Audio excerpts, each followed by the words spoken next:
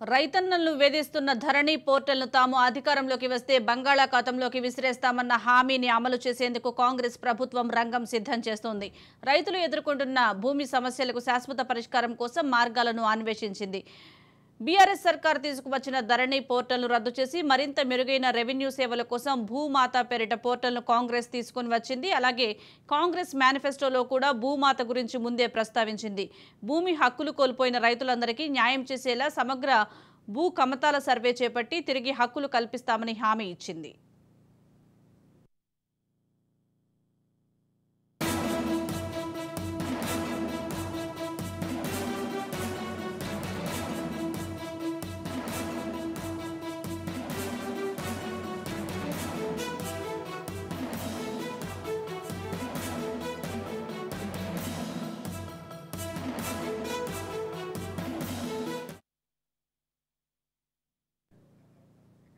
తెలంగాణలో గడిచిన 4 ఏళ్లుగా భూ సమస్యలు పెరిగాయి. ధరణి పోర్టల్ సృష్టించిన సమస్యలు లక్షల్లో ఉన్నాయి. లక్షలాది మంది తమ భూమి హక్కులపై అనుమానం వ్యక్తం చేస్తున్నారు. అయితే ధరణి పోర్టల్ స్థానంలో భూమాతను కాంగ్రెస్ ప్రభుత్వం ప్రవేశపెట్టింది. కానీ ఆ మార్పుతో పాటు భూ సమస్యల పరిష్కారం వంటి అంశాలపై ఇప్పటికిప్పుడు నిర్ణయాలు తీసుకునే అవకాశాలు లేవు. 2017లో చేసిన పొరపాట్లను పునరావృతం కాకూడదని ప్రభుత్వం యోచిస్తుంది. ఎలాంటి కొత్త సమస్యలు తలెత్తకుండా ఉన్న వాటికి శాశ్వత పరిష్కారాన్ని కనుక్కునేందుకు శోధిస్తోంది.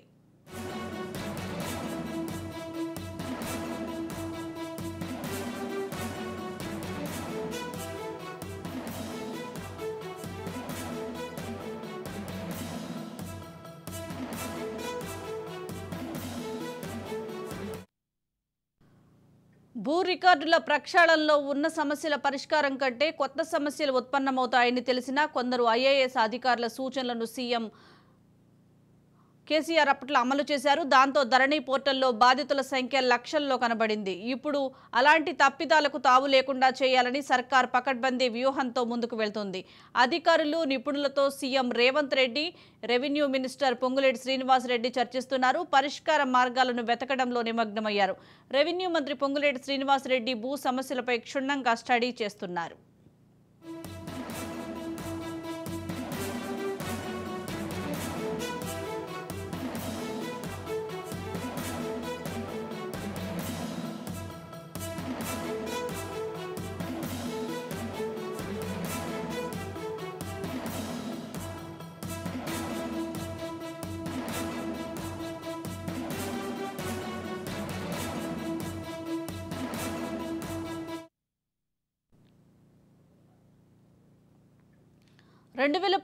సెప్టెంబర్ 15 నుంచి డిసెంబర్ 31 వరకు నిర్దిష్ట సమయంలో అప్పటి ప్రభుత్వం భూ రికార్డుల ప్రక్షాళన చేసింది. ఆ తర్వాత ల్యాండ్ మేనేజ్మెంట్ సిస్టమ్ ద్వారా అక్యురేట్ ల్యాండ్ రికార్డులను రూపొందించామని వెల్లడించింది. 93% భూమి హక్కులు క్లియర్ చేశామని పేర్కొంది. 2018లో 1.4 కోట్ల ఎకరాల వ్యవసాయ భూమికి గాను 60 లక్షల పట్టాదారు పాస్ పుస్తకాలు జారీ చేసినట్లు పేర్కొంది.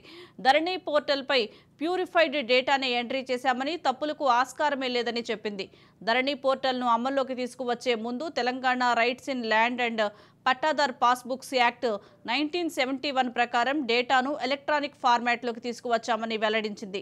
కానీ క్షేత్రస్థాయిలో పరిస్థితులు అందుకు భిన్నంగా కనిపించాయి. అనేక సమస్యలు తలెత్తాయి. దీంతో బీఆర్ఎస్ ప్రభుత్వంపై అనేక విమర్శలు వచ్చాయి. 33 మాడ్యూళ్లను అమల్లోకి తీసుకువచ్చినా పెద్ద ఎత్తున వివాదాలు చెలరేగాయి. అందుకే భూమాత వెబ్ పోర్టల్ రూపకల్పనకు ముందే నాటి తప్పిదాలు పునరావృతం కాకుండా వ్యూహరచన చేస్తున్నారు.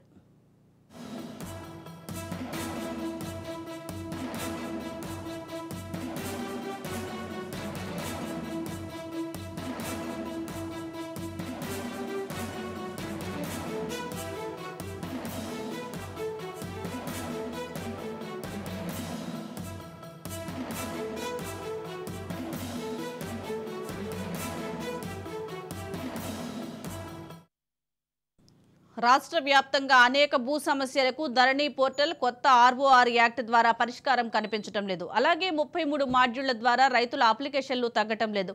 క్షేత్రస్థాయిలోనూ అనేక వివాదాలు నెలకొన్నాయి. ఈ క్రమంలోనే legal empowerment and assistance for farmer society వంటి సంస్థతో పైలట్ ప్రాజెక్టు చేపట్టేందుకు ఏర్పాట్లు సాగుతున్నాయి. కొన్ని మండలాలు, కొన్ని గ్రామాల యూనిట్గా సమగ్ర అధ్యయనం చేయడం ద్వారా పరిష్కార మార్గాలను గుర్తించాలని యోచిస్తున్నారు. భూమాత వెబ్ పోర్టల్ తయారీ కంటే ముందే గ్రౌండ్ రిపోర్ట్ అధ్యయనం మంచిదని రెవెన్యూ మంత్రి శ్రీనివాసరెడ్డి భావిస్తున్నట్లు తెలుస్తోంది. మరోవైపు భూ సమస్యల పరిష్కారానికి ఒక కమిటీని వేస్తామని సీఎం రేవంత్ రెడ్డి ప్రకటించారు. అందుకే ఇప్పట్లో భూమాత కొత్త భూ పరిపాలనకు అవకాశాలు కనిపించడం లేదు.